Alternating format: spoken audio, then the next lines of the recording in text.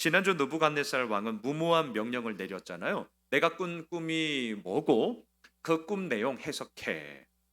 아니, 본인이 꾼 꿈을 본인도 모르는데 다른 사람이 이걸 어떻게 알겠냐? 우리가 함께 나누었습니다. 하지만 무소불위의 권력을 가진 왕인지라 이 명령을 도외시할 수가 없었습니다. 자, 한편 왕의 이런 무모한 명령에 대해 다니엘과 세 친구들은 아주 무모한 기도를 했잖아요. 하나님, 살려주세요. 하나님, 알려주세요. 어떻게 되었을까요? 자막 한번 보시죠. 2장 23절입니다. 나의 조상들의 하나님이여, 주께서 이제 내게 지혜와 능력을 주시고 우리가 주께 구한 것을 내게 알게 하셨사오니 내가 주께 감사하고 주를 찬양하나이다. 곧 주께서 왕의 그 일을 내게 보이셨나이다 하니라. 즉각적인 기도 응답이 이루어졌습니다. 여러분, 기도하는데 즉각적인 응답 어떻게 받아보셨어요? 제가 별로 없어가지고 진짜 너무 부러우면 지는 건데, 기도하자마자 즉각적으로 하나님이 응답해 주셨습니다. 물론 이유가 있습니다. 오랜 시간 끌 수가 없습니다. 예, 즉각적으로 응답하지 않으면 다니엘과 세 친구들이 죽을 수밖에 없었기 때문에 이 상황에 가장 확실한 하나님의 응답을 주신 것이죠. 자, 이런 배경 가운데 오늘 본문에서는요, 하나님이 다니엘에게 알려주신 느부갓네살 왕의 꿈이 뭐고 또한 그 의미가 무엇인지를 우리 같이 한번 보면 좋겠는데요. 왕을 아련합니다. 29절을 보십시오. 왕이 침상에서 장래일을 생각하실 때 은밀한 것을 나타내시는 이가 장래일을 왕에게 알게 하셨사오며. 다니엘은 느부갓네살 왕이 이제 꿈을 꾸었는데 그 꿈을 꾸게 된 계기부터 얘기를 합니다. 이 구절을 잘 보시면 두 번 반복되는 단어가 있잖아요. 장래일이라는 단어입니다. 여하튼 성경을 읽으실 때 반복이 됐다. 꼭 한 번은 생각해 보세요. 아니, 두 번은 생각해 보세요. 여기에 뭐가 있거든요. 왜 꿈을 꾸게 되었느냐? 잠자는 침상에서도 앞으로 어떻게 될까? 앞으로 어떻게 될까? 예, 장래일을 생각하는 가운데 잠을 들었고 꿈을 꿨다는 거예요. 자, 여러분, 왕이 침상에서 장래일을 생각할 때에 이 말이 어떤 뉘앙스로 들려지세요? 다시 질문해 볼까요? 좋은 마음을 가지고 앞으로 이런 일들이 희망차게 되겠구나. 야, 이렇게 되겠구나. 기대가 부푼 마음으로 장래일을 생각했을까요? 아니면 내가 잘못하면 어떡하지? 내가 왕으로서 잘해야 되는데 이 삐끗하면 이거 힘들어지는데 두려움과 불안함에 휩싸인 걱정과 염려의 의미가 클까요? 단연코 후자입니다. 후자예요. 왜냐하면 지난주에도 말씀드렸는데요. 느부갓네살 왕은 지금 왕이 된 지 만 2년째예요. 집권 3년 차란 말입니다. 이제 만 2년 됐습니다. 왕권 초기입니다. 왕권이 온전하게 세워지지 않았을 때입니다. 그러니까 어때요? 왕으로서 뭔가를 보여줘야 된다. 잘해야 된다. 이 부담감이 엄청났거든요. 이건 우리 모두가 다 똑같습니다. 저도 그래요. 반대로 못하면 어떡하지? 말아먹으면 어떡하지? 야, 이거 진짜 큰일인데? 이런 불안함과 부담감이 마음을 꽉꽉 짓눌렀단 말이죠. 엄청난 스트레스였습니다. 자, 왕이 된 느부갓네살, 남들이 보기에는 화려하죠. 마치 피라미드의 맨 꼭대기의 최정점의 자리에 이 절대 왕정 시대의 왕으로서 있는 것 아닙니까? 말 한마디면 벌벌벌 사람들이 다 떠는 것 아니에요? 하지만 우리는 알고 있습니다. 피라미드의 맨 꼭대기에 최정점의 자리에 올라간 거, 예, 좋아요. 하지만 아시죠? 그 다음 스텝에 뭐만 남았습니까? 더 이상 올라갈 데가 없어요. 그 자리를 유지하거나 아니면 내려올릴 밖에 이제 없는 거예요. 여러분, 어느 누가 그 자리에서 내려오고 싶겠습니까? 최고 권력이 주는 그 달콤함. 그 달콤함을 맛보는 이상 내려오고 싶지 않아요. 예, 그 자리를 유지하기 위해서 아둥바둥 한단 말이죠. 그래서 지금 이 느부갓네살 왕은요, 잠을 자는 침상에서도 장래일을 생각했습니다. 정확하게 말할까요? 앞으로 어떻게 될까 염려하고 고민했습니다. 불안했습니다. 두려움에 잠을 이룰 수 없었어. 그러면서 잠이 들었단 말이죠. 자, 이제부터 하나님께서 느부갓네살 왕이 꾼 꿈이 뭔지 다니엘에게 말해주는데 우리 그 꿈 안으로 같이 한번 들어가 보시죠. 31절로 33절입니다. 왕이요, 왕이 한 큰 신상을 보셨습니다. 그 신상이 왕의 앞에 섰는데 크고 광채가 매우 찬란하며 그 모양이 심히 두려우니 그 우상의 머리는 순금이요, 가슴과 두 팔은 은이요, 배와 넓적다리는 노시요, 그 종아리는 새요, 그 발은 얼마는 새요, 얼마는 진흙이었나이다. 자, 머릿속으로 그림을 한번 쫙 그려보세요. 내 앞에 우상이 떡하니 서 있습니다. 자, 지금 막 상상하셔야 됩니다. 우상이 서 있어요. 근데 그 우상이 어떤 모양이냐? 머리를 봤더니 순금이에요. 순금. 자, 금이에요. 금. 그러니까 막 번쩍번쩍 빛나는 금을 생각하세요. 자, 또 어떻습니까? 가슴을 보니까 은이에요. 은. 가슴과 이 두 팔은 은으로 되어져 있습니다. 그리고 이 배와 넓적다리는 노수로 되어져 있어요. 그리고 또 어떻습니까? 종아리는 새고요. 한쪽 발은 새로 되어져 있고 다른 한쪽 발은 진흙으로 되어져 있습니다. 자, 이제 그림으로 이렇게 그려보셔요. 그런데 뭔가 심상치 않아요. 뭔가 심상치가 않습니다. 크고 금, 은, 뭐 새, 놋 이렇게 됐으니까 막 번쩍번쩍하고 근데 생긴 모양이 막 무섭게 생겼어요. 근데 여기서 끝나지 않아요. 34절을 보십시오. 자, 지금 꿈 내용이에요. 34절을 보니까 또 왕이 보신즉 손대지 아니한 돌이 나와서 신상의 새와 진흙의 발을 쳐서 부서뜨리매. 오, 막 꿈이 막 지금 막 아주 막 그냥 다이나믹해요. 자, 손대지 않은 돌 뭘까요? 사람의 손이 타지 않았다는 거잖아요. 쉽게 생각하시면 돼요. 사람 손이 타지 않았어요. 인위적으로 뭔가 모양을 만들어서 막 그럴싸하게 사람의 뭐 형상으로 이렇게 만든 게 아니라는 거예요. 자, 그러면 사람이 손대지 않았다. 그런데 손대지 않은 돌이 나왔다. 이거 어디서부터 나온 거예요? 하나님이에요, 하나님. 예. 그러니까 사람의 손이 타지 않은 돌, 인위적으로 뭔가를 만들지 않은 돌. 근데 그 돌이 어디선가 훅 날라왔어요. 그러더니 이 우상의 발을 그냥 깨부신 겁니다. 누가 이 돌 던졌냐고요? 하나님이죠. 하나님이죠. 자, 이 크고 빛나고 무섭게 생긴 우상의 이 발이 돌이 확 날라오더니 와장창 깨버렸어요. 그러면 어떻게 되겠습니까? 이 발이 부셔졌으니 떡하니 서 있는 이 우상이 이제 넘어지게 되는 거죠.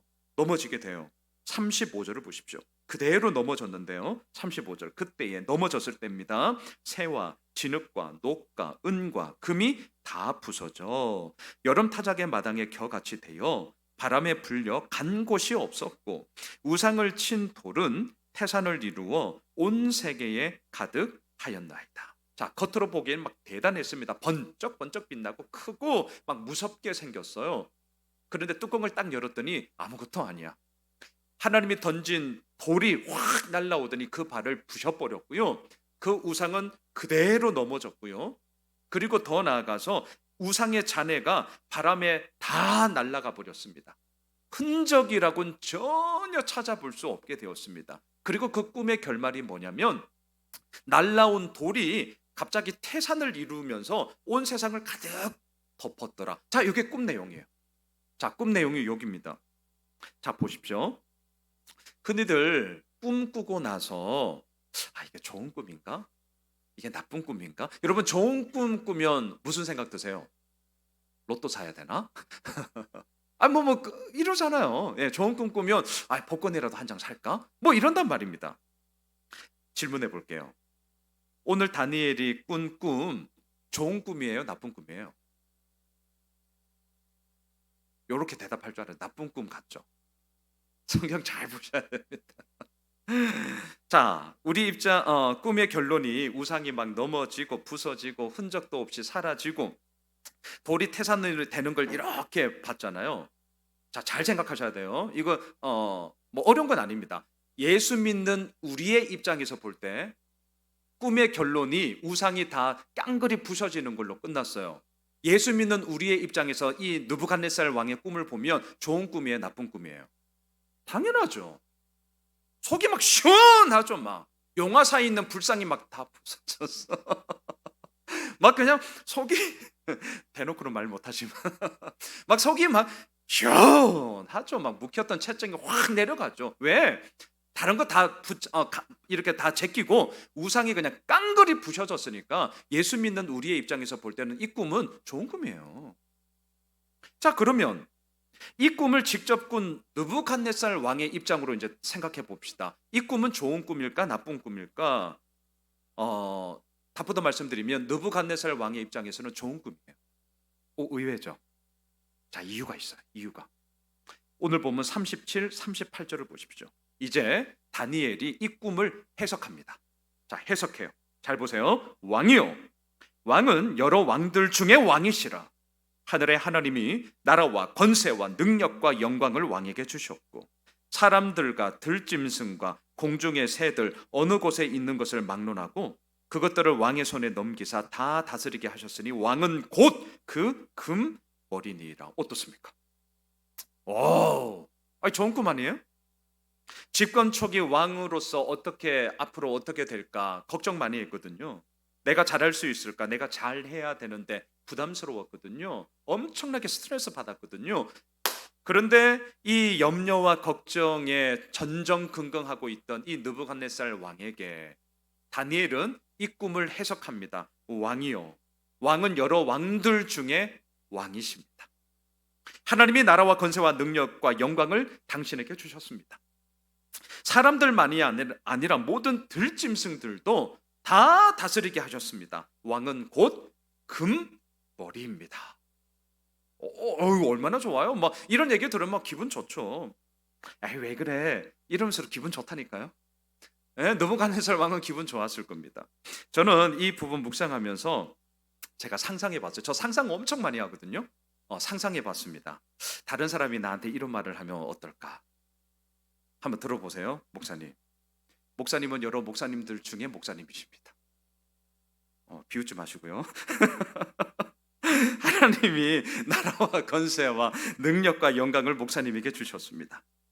교회 다니는 성도들만이 아니라 세상에 안 믿는 사람들에게도 복음을 전함으로써 다 예수 믿게 하셨으니 목사님은 진짜 곧 금머리입니다.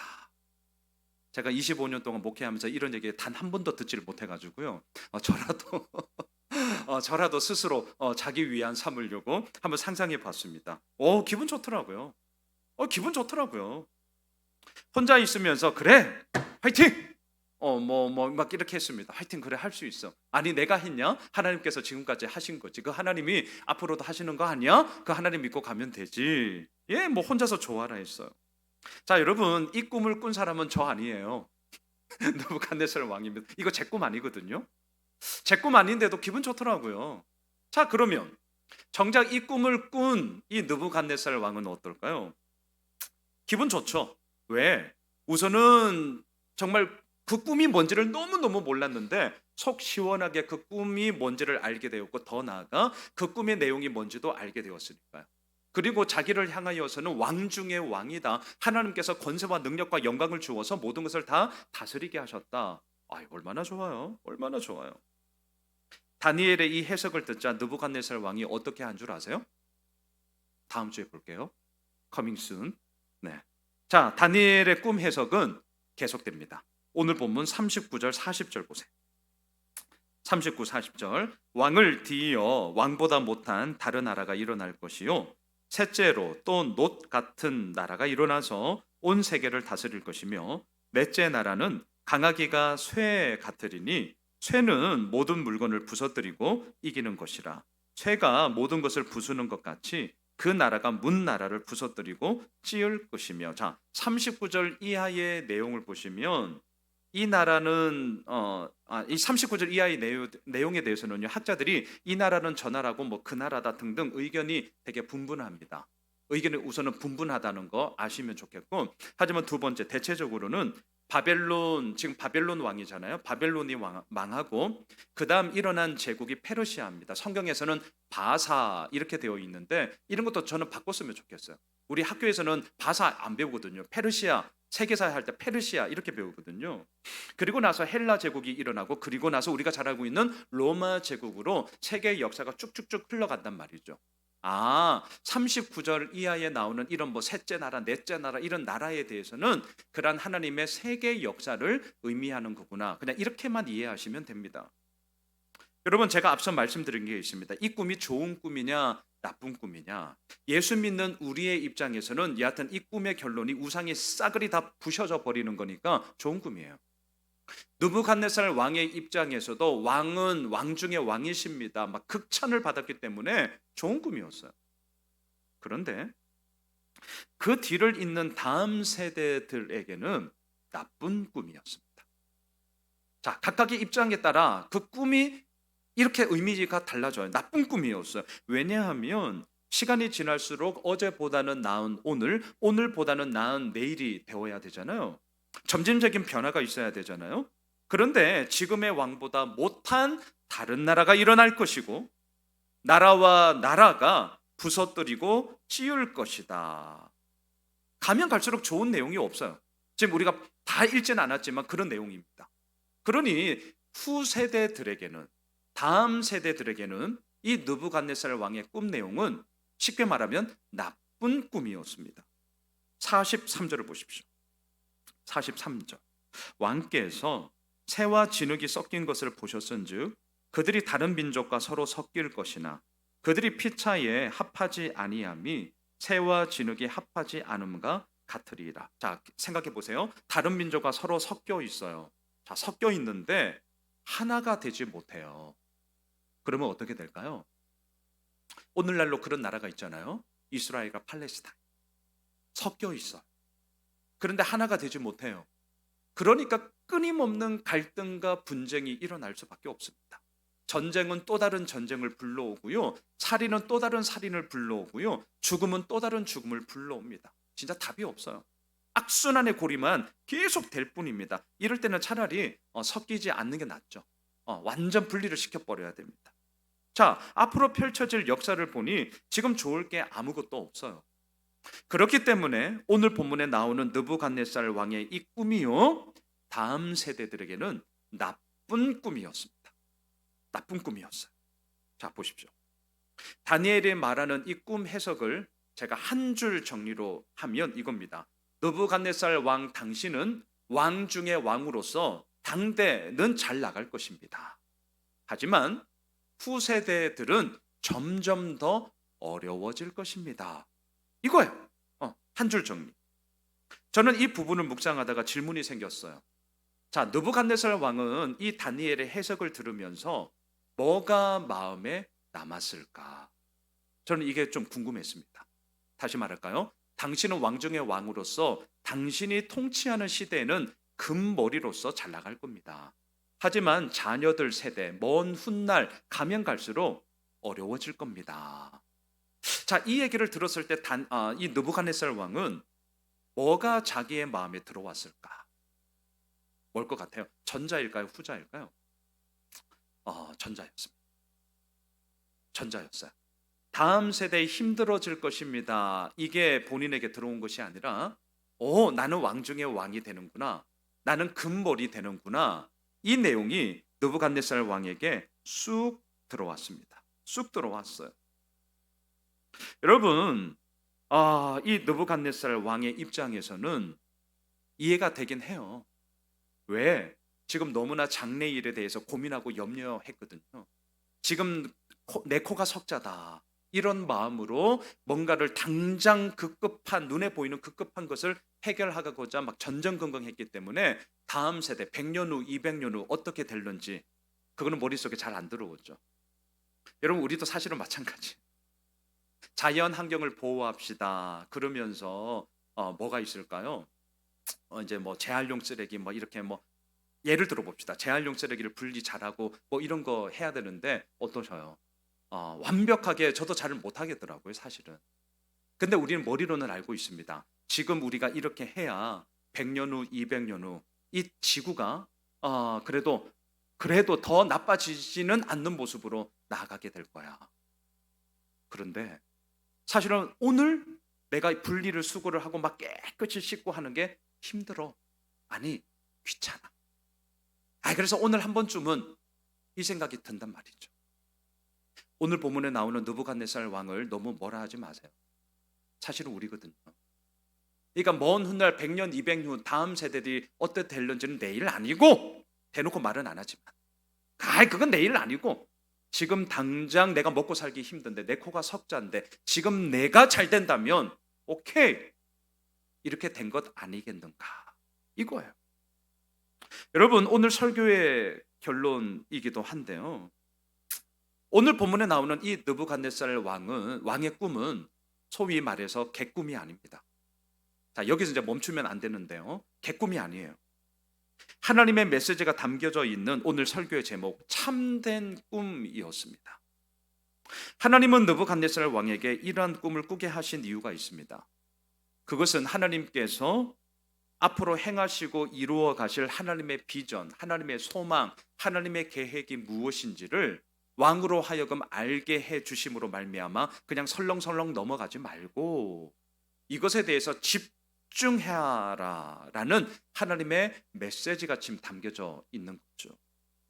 자, 하나님이 이루고자 하는 비전과 계획과 소망이 뭐였냐? 이 꿈의 결론이고 이 꿈의 핵심이에요. 여러분, 44절을 보십시오. 우리가 앞서 읽었죠. 이 여러 왕들의 시대에 하늘의 하나님이 한 나라를 세우시리니 이것은 영원히 망하지도 아니할 거고 그 국권이 다른 백성에게로 돌아가지도 아니할 거고 도리어 이 모든 나라를 쳐서 멸망시키고 영원히 설 것이라. 여러분, 다니엘서 2장에 나오는 이 꿈의 이야기, 느부갓네살 왕이 이런 꿈을 꿨대, 이런 해석이래, 우리 이것 때문에 이 시간 나누는 거 아닙니다. 잊지 마십시오. 성경은 하나님의 역사하심이 이루어가는 하나님을 발견하는 우리들을 향한 하나님의 메시지가 됐죠. 44절 45절이 이 꿈이 기록된 이유예요. 이유이자 목적입니다. 왜 느부갓네살 왕으로 하여금 이 꿈을 꾸게 하셨느냐? 하나님의 메시지는 44절입니다. 하늘의 하나님이, 진정한 왕 중의 왕이신 하늘의 하나님이 이 땅 가운데 당신의 나라를 세우시겠다. 이걸 지금 우리에게 선포하시는 거예요. 그 나라는요, 영원히 망하지 않습니다. 그 나라는요, 절대로 국권이 빼앗기지 않습니다. 그리고 그 나라는요, 영원히 섬으로 말미암아 오히려 세상의 문나라를 멸망시키고 다스리는 하나님의 나라가 이 땅 가운데 이루어지기를 원한다. 이걸 지금 하나님은 우리들로 하여금 보여주시는 거죠. 자, 이걸 위해 하나님이 어떻게 한 줄 아세요? 45절을 보십시오. 손대지 아니한 돌이 산에서 나와 새와 녹과 진흙과 은과 금을 부서뜨린 것을 왕께서 보신 것은 크신 하나님이 장래 일을 왕께 알게 하신 것이라. 이 꿈은 참되고 이 해석은 확실하니이다. 자, 손대지 않은 돌이 오늘 본문에 두 번 이렇게 반복됩니다. 뭐라고 말씀드렸나요? 사람 손이 타지 않았다. 사람의 힘으로 된 게 아니다. 인위적인 게 아니다. 손대지 않은 돌은요, 하나님이 하신 것이다. 자, 이거는 비유적 표현인데 역사적으로 볼 때 이게 비유적 표현으로만 끝나냐? 그렇지 않아요. 사도행전 4장 11, 12절을 보십시오. 이 예수는 너희 건축자들의 버린 돌로서 집 모퉁이의 머릿돌이 되었느니라. 다른 이로서는 구원을 받을 수 없나니 천하 사람 중에 구원을 받을 만한 다른 이름을 우리에게 주신 일이 없음이라 하였더라. 이렇게 연결하셔야 됩니다. 손대지 않은 돌, 이 다니엘서로 끝나지 않아요. 하나님은 단지 비유적 표현으로 이 꿈 이야기를 끝내지 않습니다. 역사 가운데 실제가 되게 하세요. 그리고 이 돌의 이야기는 하나님이 예수 그리스도를 이 땅에 보내심으로 말미암아 이제 우리로 하여금 고백하게 하십니다. 건축자들이 버린 돌이에요. 버린 돌이에요. 손대지 않은 돌이에요. 그냥 버렸다니까요. 손대지 않았어요. 그런데 집 모퉁이의 머릿돌이 되어 주사 그 가운데 하나님의 역사하심이 일어나게 하시더라. 아하, 하나님의 꿈과 하나님의 비전과 하나님의 소망을 이루어 가시는데 그것은 곧 예수 그리스도로 말미암아 하나님의 그 꿈이 이 땅 가운데 이루어지는 거구나. 이걸 지금 우리에게 선포하고 있는 것이죠. 말씀을 정리할게요. 어제 제자반 6기 식구들과 양화진 다녀왔습니다. 선교사님으로 조선에 왔습니다. 그리고 순교한 분들이 6개 나라 145명, 그의 자녀들까지 그렇게 안장되어 있습니다. 대단해요. 젊었거든요. 대단합니다. 많이 배웠어요. 전도 유망한 젊은이들이었습니다. 본인 나라에 있으면 의사로, 뭐 교육가로, 사업가로, 명망 있는 집안의 뭐 자녀들로 여하튼 뭐 떵떵거리며 얼마든지 살 수 있는 젊은이들이었고, 학자들이었고, 의사였고, 사업가들이었습니다. 그런데 이들은 아무것도 보이지 않는 조선 땅에 왔어요. 학교를 세워 가르쳤습니다. 병원을 세워 고쳤습니다. 교회를 세워 복음을 전하고 하나님을 예배하게 했습니다. 여러분, 하나님이 이들을 조선 땅에 보낸 이유가 뭘까요? 하나님이 이 젊은이들을 아무것도 보이지 않는 조선 땅에 보낸 이유가 뭐냐고. 오늘 본문과 똑같습니다. 결코 무너지지 않는, 결코 빼앗기지 않는 영원한 하나님의 나라를 이 땅 가운데 세우시고자 하는 하나님의 꿈, 하나님의 비전, 하나님의 소망이 있었기 때문이거든요. 저는요, 오늘 목장 나눔지 질문 한번 보시면 이렇게 제가 질문을 만들었어요. 하나님의 꿈, 하나님의 비전, 하나님의 소망은 영원한 하나님의 나라가 이 땅 가운데 세워지는 겁니다. 이러한 하나님의 꿈과 비전을 이루고자 내가 하고 있는 것은 뭡니까? 여러분, 이 질문에 대해서 뭐라고 답하시겠어요? 부탁드리는데 거창한 거 생각하지 마세요. 진짜 부탁드립니다. 이런 질문에 대해서 쫄지도 마세요. 제가 쫄지 말라고 의도적으로 이런 질문, 제자반에서도 막 이렇게 계속 제가 이런 얘기 많이 하죠. 제발 쫄지 마세요. 거창한 거 생각하지 마세요. 제가 답 알려드릴까요? 제가 볼 때 이 자리에 계신 우리 모든 믿음의 가족들 이미 하고 있어요. 네, 뭘? 이미 하고 있다니까요. 그게 뭔 줄 아세요? 예수 믿고 교회 섬기고 함께 믿음 생활 하는 거예요. 웃기죠? 목사님, 그건 당연한 거 아니에요? 예, 당연한 건 맞아요. 당연한 건 맞아요. 그런데요, 아십니까? 2024년 대한민국의 상황을 이렇게 보면 저 진짜 걱정 많거든요.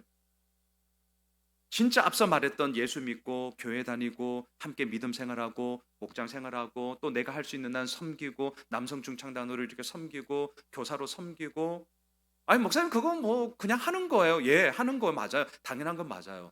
그런데 2024년 대한민국의 이 상황에서 빗대어 보면 점점 더 당연한 게 아니어 가고 있습니다. 슬픈 얘기 하는 거예요, 사실. 예수 믿는 인구 아시잖아요. 15% 정도예요, 이제 실은. 그러니까 직장에서 잘 못 보실 거예요. 직장에서 예수 믿는 사람들 잘 못 보실 거라니까요. 아시죠? 대학의 캠퍼스 복음화율 3%라는 거. 대학생 100명 중에 97명 교회 안 다녀요. 3명 다녀요, 3명. 네. 3명 다닌다니까. 그래서 못 봐요. 캠퍼스 선교단체 유명무실해졌어요. 명색만 겨우 유지하고 있습니다. 이제 여름 수련회 뭐 이렇게 요즘 이제 막 광고들 나오는데 몇 명 모였다 이런 얘기 안 합니다. 안 해요. 그냥 은혜롭게 뭐 이렇게 넘어가요. 왜냐하면 깜짝 놀라거든요. 예전에 그 모습이 없어요. 대학생 100명 중에 3명 예수 믿는다니. 그러니까 친구들 중에 못 볼 거예요. 진짜 교회 다니는 친구들은 못 볼 거예요. 자, 여러분, 이런 상황에서 이 땅에 하나님의 나라가 세워지기 위해 내가 하고 있는 게 뭐냐? 제발 거창한 거 생각하지 마세요. 지금 내가 그냥 예수 믿고 있고요. 교회 다니고 있고요. 더 나아가 내가 할 수 있는 모습 가운데서 섬기고 있는 거 자부심 가져도 됩니다. 진짜요, 진짜. 이거 자부심 가져도 돼요. 그리고 그 자리를 통하여서 그 섬김을 통하여 하나님은 당신의 일을, 저는 확신합니다. 힘들고 어렵지만 반드시 그러한 우리들을 통하여 진짜 이 땅 가운데 하나님의 나라의 꿈들이 이루어지며 하나님 나라의 비전들이 이루어질 거예요. 어떻게 하냐고요? 양아진의 100여 년 전에 오셨던 그 선교사님들을 통해서 100여 년이 지난 지금 그래도 이렇게나마 우리가 그 열매를 맺고 있잖아요. 그 열매를 먹고 있잖아요. 그거라니까요.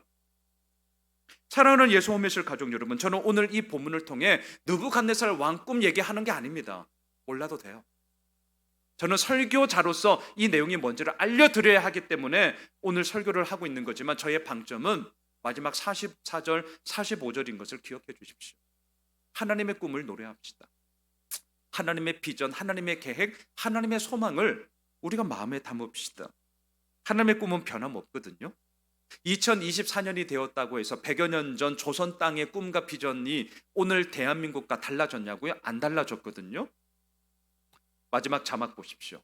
제가 어제 새벽 큐티 영상에도 예고편을 날랐는데, 우리 하박국 2장 14절 같이 읽읍시다. 이는 물이 바다를 덮음같이 여호와의 영광을 인정하는 것이 세상에 가득함이니라. 그렇습니다. 하나님은 이 꿈을 이루고자 오늘 우리를 이 자리로 부르셨습니다. 하나님은 오늘 이 꿈을 우리를 통해 이 땅 가운데, 대한민국 땅 가운데 일구어 나아가고자 예수 믿는 자로 우리를 세우셨다니까요. 예, 진짜 거창한 거 생각하지 마십시오. 지금 이미 우리 하고 있습니다. 우리 이미 하고 있어. 자부심 가지십시오. 자긍심 가지십시오. 그리고 저는 확신합니다. 반드시 그러한 우리들을 통하여 하나님은 당신의 일을 행하십니다. 물이 바다 덮음같이 여호와의 영광을 인정하는 것이 온 세상에 가득하리라. 오늘 본문을 통해 하나님의 꿈을 기억합시다. 하나님의 소망을 기억합시다. 하나님의 비전을 우리의 마음에 품읍시다. 그리고 이번 한 주 다른 것 하지 마십시오. 이미 우리가 하고 있는 그 일 속에 내가 예수 믿는 자로서 온당하게 사시면 돼요. 대단한 거라니까요. 엄청난 겁니다. 그리고 하나님은 그것을 통해서 당신의 일을 이루실 것입니다. 다 함께 일어나셔서